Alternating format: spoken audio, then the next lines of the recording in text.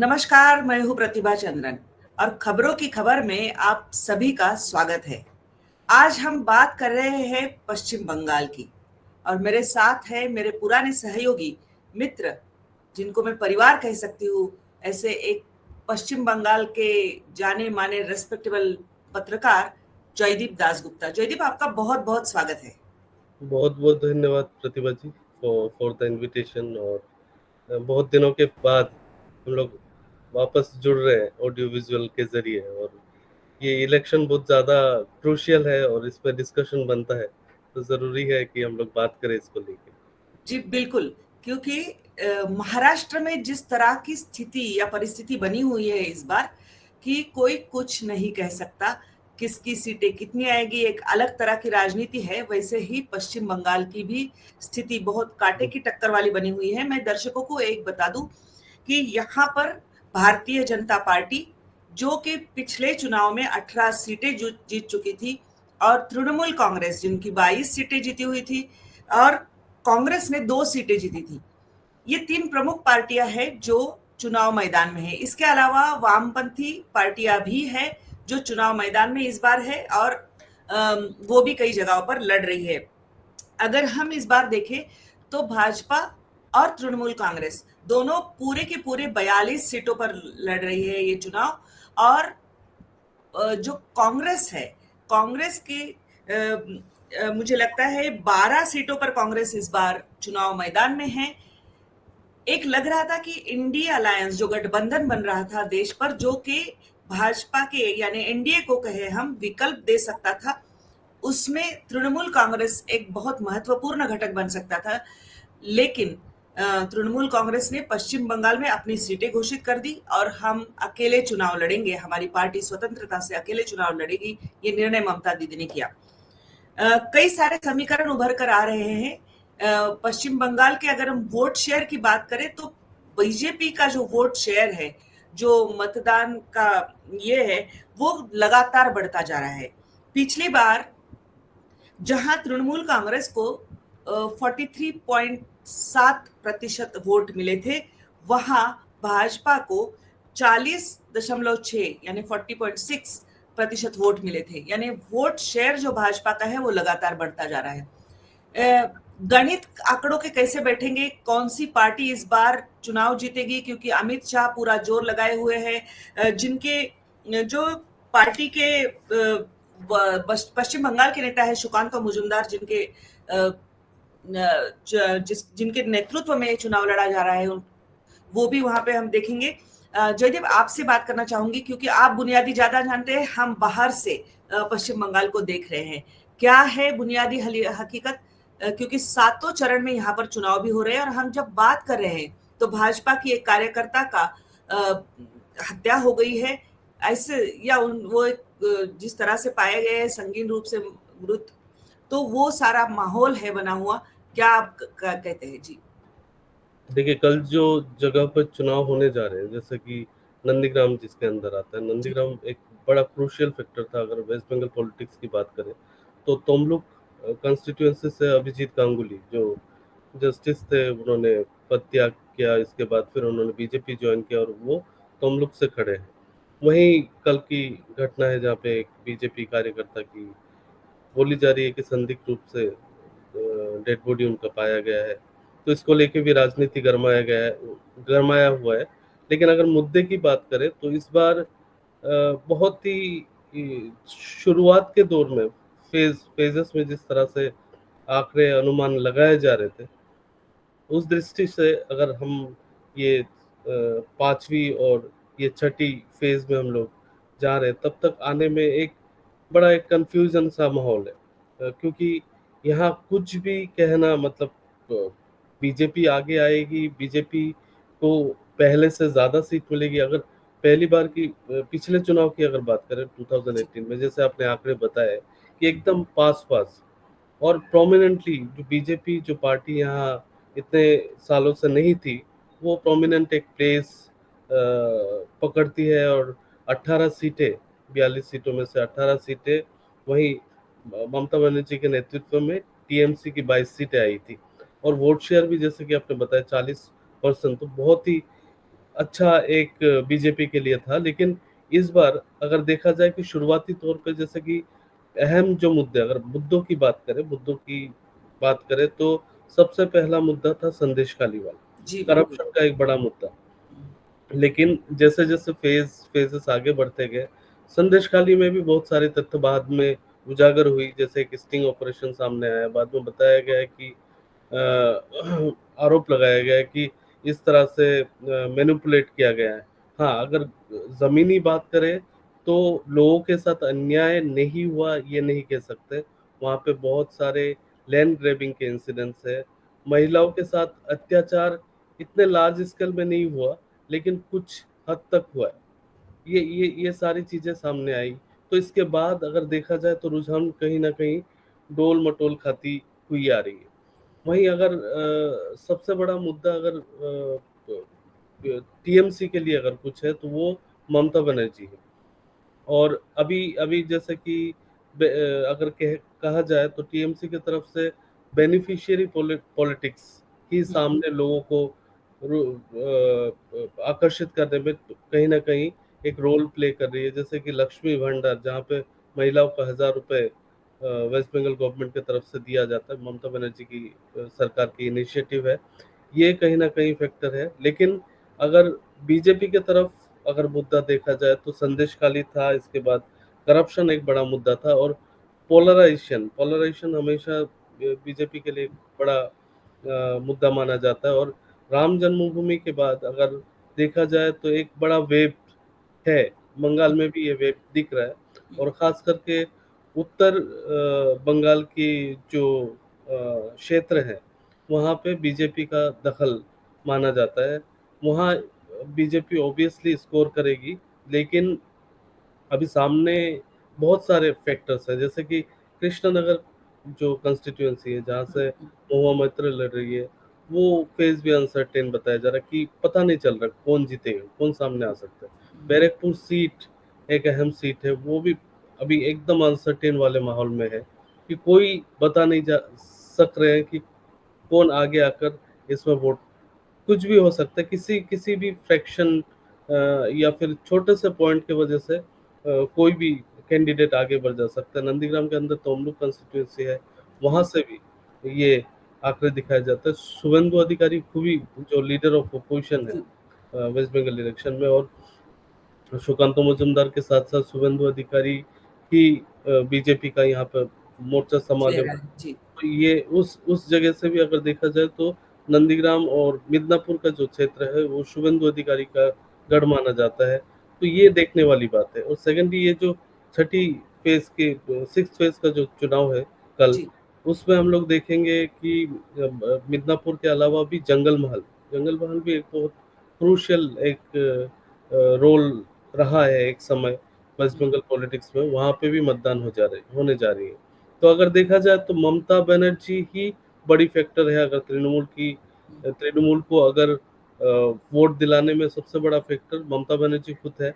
साथ ही उनके जो बेनिफिशियरी हम लोग पॉलिटिक्स अगर कहें, जैसे कि ये इस तरह के प्रोग्राम्स पॉलिसीज, वही बीजेपी अगर मोड़ना चाहेगी तो करप्शन वाला इश्यू है, जी। संदेश खाली का नैरेटिव है, पोलराइजेशन है, मतुआ वोट बैंक है। ये सारे फैक्टर्स बीजेपी के लिए हैं। देखिए, आप जो बात कर रहे हो कि बेनिफिशियरी वाली, तो अगर हम बात करें तो जैसे किसान विकास योजना हो प्रधानमंत्री की, और प्रधानमंत्री और भाजपा पिछली बार चुनाव से पहले पहले जो किसानों का डेटा था वो भी राज्य सरकार ने नहीं दिया, जिसके चलते उनके खाते में जो 6,000 महीने वाली 6,000 सालाना जो किस्त जाती है वो नहीं जा पाई। लेकिन भाजपा ने जब उनके पास में चुनाव खत्म होते ही, पश्चिम बंगाल के विधानसभा के चुनाव खत्म होते ही जैसे ही डेटा आया, तो उन्होंने रिट्रोस्पेक्टिव दिया और ये कि आपके एरियर्स भी हम देंगे, आपके मुख्यमंत्री ने हमें डेटा नहीं दिया था, जिसके चलते आप इसके लाभार्थी नहीं थे। यानी लाभार्थी जो फ्लैगशिप जिसे स्कीम्स हम बताएंगे भाजपा की, उसमें से जो भी है, चाहे उज्ज्वला गैस हो या प्रधानमंत्री आवास हो या फिर किसानों को ये देना और मुद्रा लोन्स, ये जो 3-4 जो योजनाएं हैं प्रमुख, जिनके बारे में भाजपा के नेता अमूमन कहते रहते हैं, उसमें से क्या डायरेक्ट बेनिफिट ट्रांसफर वाले पश्चिम बंगाल में क्या स्थिति है? देखिए, अगर सेंट्रल गवर्नमेंट स्कीम्स की बात करें, इंक्लूडिंग मनरेगा जो सबसे बड़ा जी। स्कीम है, ये ममता बनर्जी की माने तो उनका कहना है कि सेंट्रल गवर्नमेंट से उनको ये सारी जो सेंट्रल गवर्नमेंट की स्कीम्स है वहाँ कहीं ना कहीं उनको नहीं दिया जा रहा। और वहीं बीजेपी की बात करें तो बीजेपी कहती है कि ममता नहीं ले रही है। तो ये कहीं ना कहीं एक बड़ा कंफ्यूजन और डिबेट की बात है कि कहीं ना कहीं नहीं मिल रहे, अल्टीमेटली लोग लूजर है अगर नहीं मिल रहे। हम्म। और वहीं साथ ही साथ सेंट्रल गवर्नमेंट की स्कीम्स के लिए ममता कह रही है कि हमको उनके तरफ से पैसा नहीं मिल रहा है। साथ ही साथ वो अपने जो स्कीम्स है जी। उनको बढ़ाने की कोशिश कर रही है, लेकिन बहुत बड़ा सवाल बार बार ये उठता आया है कि ये जो बेनिफिशियरी स्कीम्स ममता बनर्जी अपने दम पे जो दे रही है हम्म। उसके लिए बहुत बड़ा नुकसान कहीं ना कहीं राज्य सरकार के जो ट्रेजरी है वहाँ पड़ सकता है, क्योंकि अगर in terms of revenue, in terms of GDP कहीं ना कहीं स्टेट गवर्नमेंट उतने हिसाब से कमा नहीं पा रही है जितने हिसाब से वो लोगों को देने की बात कर रही है। तो कहीं ना कहीं अगर सेंट्रल गवर्नमेंट स्कीम्स लोगों को मिले, आम लोगों को मिले, तो वो लोग उससे ज़रूर बेनिफिट होंगे। लेकिन ममता बनर्जी यहाँ बार बार इस तरह के लक्ष्मी भांडार जैसे स्कीम्स की बात करती है जहाँ पे महिलाओं को 1,000 रुपए की बात की जा रही है। लेकिन अभी देखना यही होगा कि 4 जून में, क्योंकि at the end of the day राजनीति में या फिर डेमोक्रेसी में जनता ही लास्ट बात रखती है, और जी। जनता सब जानती है किसको देना है और किसे जिताना है जिससे उनको फायदा मिले और जी, देश को बिल्कुल। जो फायदा जो चुनाव के विशेषज्ञ हैं उनसे उनको हम लगातार सुन रहे हैं, आप वहाँ हो। तो कहा जाता है कि कई जगह ऐसी कि बहुत कांटे की टक्कर होगी, जिसमें 11 सीट बता रहे थे कि किस तरह से क्या मुकाबला होगा बता नहीं सकते, कहीं भी झुकाव हो सकता है। कि कोई प्रेडिक्शन नहीं कर सकता। आपको कौन-सी सीटें लगती है कि जहाँ पर कुछ भी नहीं बताया जा सकता, कि कुछ भी हो सकता है? जैसे कि मैंने 3 सीटें अहम तौर पर जो सेलिब्रिटी कैंडिडेट्स के साथ और चमक वाली सीट है, जैसे कि हुँ, बैरकपुर सीट है, हुँ, साथ ही साथ कृष्णनगर की सीट है और तमलुक, ये 3 प्रोमिनेंट सीट्स है। अगर गढ़ की बात करें तो नॉर्थ बंगाल की तरफ कूच बिहार, जलपाईगुड़ी, सिलीगुड़ी, मालदा, मालदा कांग्रेस का कर रहा है, कांग्रेस और तृणमूल कांग्रेस का कर रहा है। इसके बावजूद भी बीजेपी वहाँ पे सेंध लगा पाई है। तो नॉर्थ बंगाल की कुछ सीटें नो डाउट बीजेपी के हाथ जाएगी, बीजेपी का गढ़ है वहाँ से मिलेगी। लेकिन सुकांत मजूमदार जिस सीट से लड़ रहे हैं बालूरघाट, वो भी एक डाउटफुल वाली हुँ। सीट है। अगर देखा जाए तो सेलिब्रिटी कैंडिडेट्स के तौर पर महुआ मजुमदार, सुकांत मजुमदार के इनके खुद के सीट्स ही अभी बताया नहीं डाउटफुल जा सकता क्या बताया होगा। नहीं जा सक रहा है कि क्या हो सकता है, और ये जब चुनाव के परिणाम आएंगे तभी क्लियर हो सकता है। जयदीप, हम दोनों जिस राज्य में बैठे हैं, मैं महाराष्ट्र में और आप बंगाल में, ये राज्य का एक इतिहास जो रहा है वो एक बहुत ही जुझारू इतिहास रहा है। चाहे स्वतंत्रता संग्राम हो या चाहे एक अलग केंद्र से अलग भी सत्ता वाली बात हो।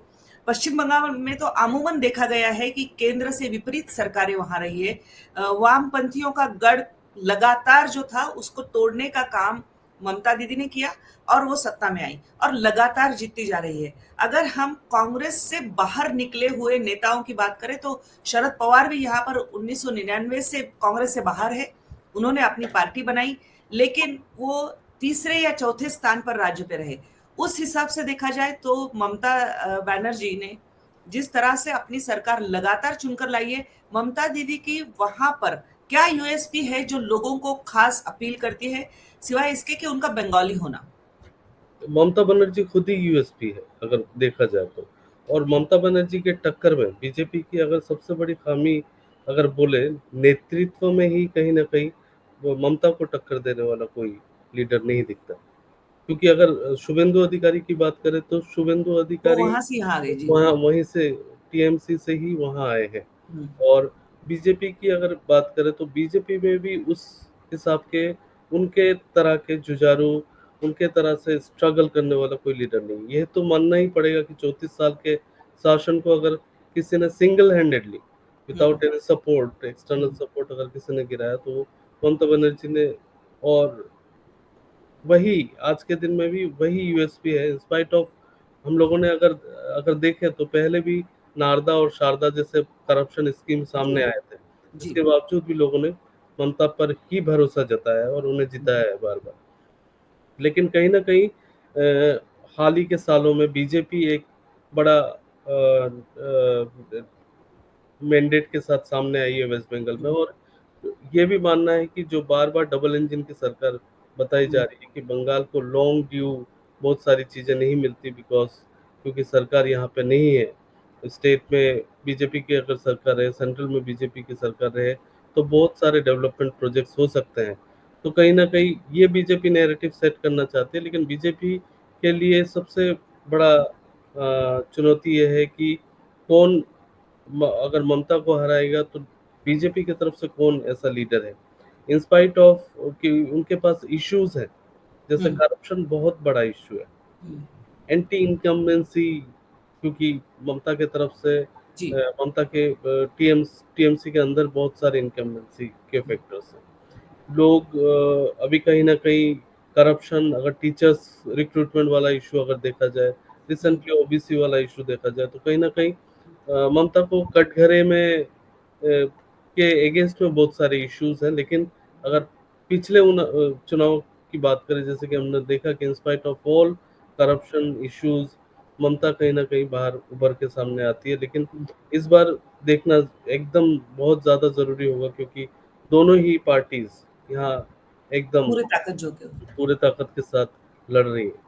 और लेफ्ट पार्टीज की बात करें तो कहीं ना कहीं कुछ कुछ सीटों में पिछले हम्म, चुनाव में अगर देखा जाए तो लेफ्ट पार्टीज को कुछ भी सीटें नहीं मिली थी, शून्य में थे वो। जी। लेकिन इस बार कहीं ना कहीं लेफ्ट का वेव भी कहीं ना कहीं लोग स्वपन घोष का क्या? ये भी बताना मुश्किल है, क्योंकि बहुत ज्यादा बताया जा रहा है कि मोहम्मद सलीम रिगेन कर सकते हैं वापस उनका जो लोकसभा कंस्टिट्यूएंसी है। लेकिन कहीं ना कहीं ये भी बड़ा फैक्टर है, देखना होगा, क्योंकि लोग ठीक से समझ पाएंगे। और ये चुनाव क्योंकि वेस्ट बंगाल का चुनाव नहीं है, ये देश का चुनाव है। और जी। यहाँ राष्ट्रीय स्तर पर जो मुद्दे हैं उनके आधार पर ही लोग अपने नेताओं को चुनेंगे। एक और पार्टी है जो 42 के 42 सीटें लड़ रही है। मैं जानना चाहती हूँ कि उनका वहां पर जमीनी क्या अस्तित्व है।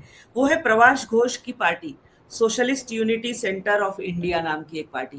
क्या इस तरह की छोटी छोटी पार्टियां, जैसे हमारे यहाँ पे अगर देखा जाए महाराष्ट्र में, तो महाराष्ट्र नवनिर्माण सेना, हालांकि वो चुनाव कुछ नहीं लड़ रहे, लेकिन उनका एक अपना वजूद है महाराष्ट्र में। अ, ये क्या है ये पार्टी, और पूरे 42 सीटों पर लड़ रही, कितना डेंट कर सकती है, किसको कर सकती है? देखिए, चुनाव में हम लोगों ने पिछले चुनावों में भी अगर देखा जाए तो बहुत सारे इस तरह के पार्टीज होते हैं जो चुनाव के सामने ही लाइमलाइट में आती है। जी इससे पहले इस तरह के पार्टीज का अस्तित्व कहीं नजर नहीं आता, लेकिन इस तरह के पार्टी सामने आती है। कहीं कहीं ये जो आगे जाती हुई पार्टी है उनको ही समर्थन दे देती है। तो अ, इनका मकसद क्या है मुझे पता नहीं। अगर क्योंकि लेफ्ट का अगर देखा जाए, कहीं ना कहीं वेव लेफ्ट के तरफ भी कहीं ना कहीं थोड़ा थोड़ा घूमना शुरू हो गया। लेकिन मुझे नहीं लगता कि 42 की 42 सीटों में ही ये दबदबा होगा, क्योंकि टक्कर यहाँ पूरे साफ साफ टीएमसी और बीजेपी के बीच ही है। लेकिन कांग्रेस का अलग लड़ना, इंडिया अलायंस में नहीं जाना, लेफ्ट पार्टियों के भी, लेफ्ट पार्टी के भी चुनाव मैदान में प्रत्याशी होना, इसका स्वाभाविक तरह से जो मेरा आकलन लग रहा है कि डेंट अगर होगा या वोट अगर घटेंगे तो वो टीएमसी के घटेंगे, भाजपा के नहीं। बिल्कुल, क्योंकि अगर देखा जाए तो इस बार चुनाव इंडियन नेशनल कांग्रेस और लेफ्ट पार्टीज एक साथ लड़ रही है इंडिया के रूप में। लेकिन ममता ने, जैसे कि आपने शुरुआत में ही इंट्रोडक्शन में बताया कि 42 की 42 सीटों में ही ममता ने अपने कैंडिडेट्स दिए हैं। और हाल ही में जो कांग्रेस के अंदर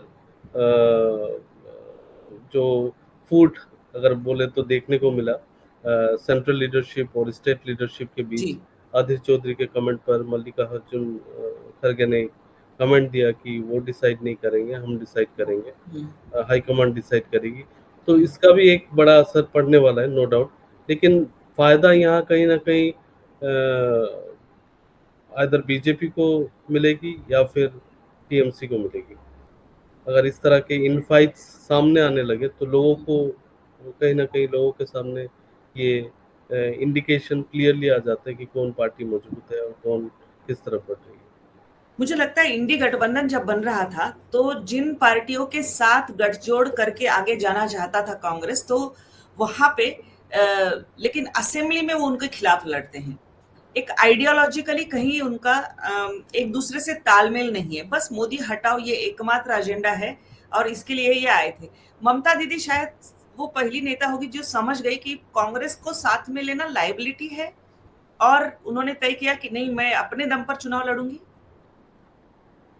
बिल्कुल, क्योंकि अगर देखा जाए तो क्योंकि अगर कांग्रेस के साथ लड़ती, यहाँ कहीं ना कहीं आर या पार की लड़ाई है, और टीएमसी में वो कॉन्फिडेंस है। और अगर किसी और पार्टी को वो साथ लेती है तो वो एक्स्ट्रा बर्डन ही कहलाया जाएगा। तो कहीं ना कहीं ये डिसीजन टीएमसी की तरफ से जो लिया गया था कि सभी सीटों में ही कैंडिडेट्स दिया जाएगा, वो सही है उनके लिए। क्योंकि पॉसिबिलिटीज की अगर बात करें तो कहीं ना कहीं ये पॉसिबिलिटी तो है ही कि टीएमसी जीत सकती है सीटों में ज्यादातर। महाराष्ट्र की बात अगर मैं करूं और तुलना में, तो महाराष्ट्र में जो दो पार्टियां तोड़ी गई भाजपा ने, जैसे एनसीपी हो और शिवसेना हो, उसको तोड़कर दो फाड़ हुए और उसके हिस्से यहाँ आए। तो चुनाव में वही मुद्दे छाए रहे कि गद्दार और ओरिजिनल पार्टी कौन सी, मूल कौन, ये पश्चिम बंगाल में कौन से वो मुद्दे थे जो चुनाव प्रचार के दौरान पूरी तरह से छाए रहे? देखिए, अगर मुद्दों की बात करें तो हम संदेशखाली जैसा मुद्दा है जी। चुनाव के शुरुआत में ही। साथ ही अगर साल की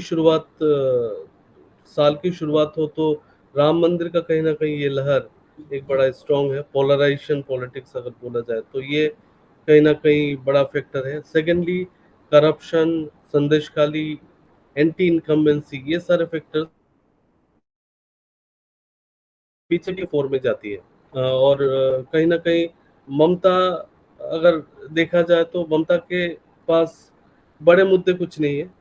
अगर बोला जाए तो मैंने जैसे कि आपको बताया कि या बेनिफिशियरी पॉलिटिक्स ही जो है। महिलाओं के लिए जी उसमें। हाँ, और ममता खुद ही यूएसपी है। अगर नेतृत्व या फिर लीडर बोला जाए तो ममता ही एक लीडर है। उनके टक्कर में बीजेपी में लीडर नहीं है, क्योंकि यहाँ भी अगर लोकसभा चुनाव की बात करें तो यहाँ भी फेस कहीं ना कहीं मोदी ही है फेस। लोग मोदी को देख के ही वोट दे रहे हैं। वैसे देखा जाए तो पूरे देश में यही माहौल नजर आ रहा है कि भाजपा का कैंडिडेट जो है उनके मेरिट पर जीतना और मोदी के लिए वोट, मोदी के चेहरे पर वोट, वो एक तरह से सभी तरह की स्थिति हमें नजर आ रही है। पश्चिम बंगाल की बात अगर हम करें तो जिस तरह से एक हिंसा का माहौल चुनाव के दौरान बन जाता है, वो एक बहुत ही चिंता की बात होती है। इस बार भी कई घटनाएं दिखाई दी।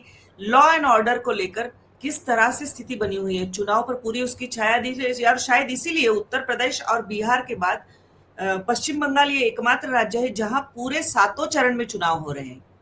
बिल्कुल, लेकिन इस बार अगर देखा जाए पिछले चुनाव की तुलना में, अगर असेंबली इलेक्शन या फिर लास्ट लोकसभा इलेक्शन की बात करें तो इस बार जो election related violence in comparison to, मैं नहीं कहता कि एकदम नहीं हुआ है, बहुत जगह पे हुआ है, लेकिन कंपैरेटिवली बहुत कम हुआ है और उनके इंटेंसिटी बहुत कम थे। मैं यहाँ आंकड़ों के हिसाब से वायलेंस का मापदंड नहीं दूंगा कि कितने लोग मरे और उससे कितना हुआ, लेकिन लोगों की जान हानि भी बहुत कम हुई इस बार अगर बताया जाए, अगर देखा जाए तो। और वोट परसेंटेज ने हम लोगों ने बार बार हर स्टेज, हर फेजेस में ही मॉनिटर किया है, जिसमें 70-75 से ही ज्यादा परसेंटेज वोट लोग मतदान के लिए आए हैं। तो कंपैरेटिवली पिछले चुनावों से वायलेंस की संख्या कम है। लेकिन अगर पूरे मुद्दे मिला ले तो जैसे कि हम लोग बात कर रहे थे कि कोई बंगाल में भी अगर चुनाव, देश भर में अगर चुनाव देखा जाए तो बीजेपी के लिए चेहरा मोदी है, और बंगाल में अगर बात करें तो ये टक्कर मोदी और ममता के बीच में ही है।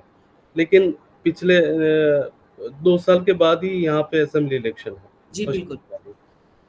तो ये सेमीफाइनल ही माना जाता है हम्म, लोकसभा के चुनाव हम्म, कि लोकसभा में जिनके आंकड़े ज्यादा होंगे, जिनके वोट शेयर ज्यादा होंगे, वो असेंबली इलेक्शन में भी अपना झंडा परचम लहरा पाएगी, इस तरह का अनुमान रहता है। तो ये बड़ा देखने वाली बात रहेगी, क्योंकि इलेक्शन में कौन कितना ज्यादा, और ये पूरा कांटे की टक्कर है। तो 42 सीटों में अभी आप कुछ नहीं बता सकते कौन किसको कितनी सीट मिलेगी, जी। लेकिन ये पूरी टक्कर अगर देखा जाए तो टीएमसी और बीजेपी के बीच ही है। अगर हम 2 राज्यों की बात करें, महाराष्ट्र में भी इसी तरह से हम कुछ माहौल है कि अ, कांटे की टक्कर, कोई कुछ भी नहीं बता पा रहा है कि कितनी सीटें आएगी। हालाँकि दावे दोनों तरफ से किए जाते हैं, जैसे कि अमित शाह जी का हाल-फिलहाल में जो वहाँ पे कह रहे हैं कि हम 35 सीटें ला सकते हैं पश्चिम बंगाल में, वो एक विश्वास जता रहे हैं। लेकिन बुनियादी हकीकत क्या होगी, 4 जून को ही नतीजे हमारे सामने आने वाले हैं, तभी पता चलेगा कि पश्चिम बंगाल कितनी सीटें, क्योंकि कहीं न कहीं महाराष्ट्र में एक अनुमान है, एक अंदेशा है कि यहाँ पे जो एनडीए को पिछली बार 45 सीटें मिली थी शिवसेना साथ होने के चलते, उसमें कमी आएगी। और अगर वो उसमें कमी आएगी, तो जिन राज्यों पर अपनी दारोमदार रखे हुए है भाजपा, उसमें पश्चिम बंगाल भी है कि जहाँ से वो सीटें गेन करना चाहते हैं। जो लॉस यहाँ पे होगा, उसमें से आंध्र, तेलंगाना, पश्चिम बंगाल और उत्तर प्रदेश में भी उम्मीद रखते हैं कि पिछली बार से उनका प्रदर्शन अच्छा हो। अम, मैं चलते-चलते आपसे पूछना चाहूंगी एक सवाल। आप 7 चरण में चुनाव हो रहे हैं, आपका वोटिंग हो गया है या अभी बाकी है? नहीं, हमारा कलकत्ता में अगर बात करें तो लास्ट फेज में ही यहाँ पे चुनाव है, तो आपका लास्ट ही। वो हाँ, मतदान हो चुका है? तो लास्ट लास्ट फेज में ही हम लोग मतदान देंगे। जी। अच्छा, लास्ट फेज में देंगे। बिल्कुल, तो 1 तारीख। 1 तारीख को। बिल्कुल। बड़ा दिलचस्प रहने वाला है कि पश्चिम बंगाल से क्या नतीजे आते हैं। जयदीप, आप जुड़े और आपसे बातचीत हुई, बहुत अच्छा लगा। चुनाव के नतीजे जिस दिन आएँगे, उस समय भी आप अगर हमारे लिए वक़्त निकालें, तो अच्छा रहेगा। फिलहाल बहुत-बहुत धन्यवाद। नमस्कार। बहुत बहुत धन्यवाद प्रतिभा जी, मौका देने के लिए, और जरूर मैं रहूंगा आपके साथ रिजल्ट के दिन भी अगर जरूरत पड़े तो। जी। और सभी को मेरा धन्यवाद। Thank you. तो दर्शकों, मैं आपको बताना चाहती हूँ कि हम कई राज्यों से आपको उन लोगों से रूबरू करा रहे हैं, वो कई साल वो वहीं रहते हैं, वहाँ के चुनाव उन्होंने देखे हैं, जयदीप जैसे व पत्रकार हैं। आपके कमेंट्स हमारे कमेंट बॉक्स में ज़रूर डालिएगा और हम अगला राज्य लेकर आपके सामने आने वाले हैं। नमस्कार।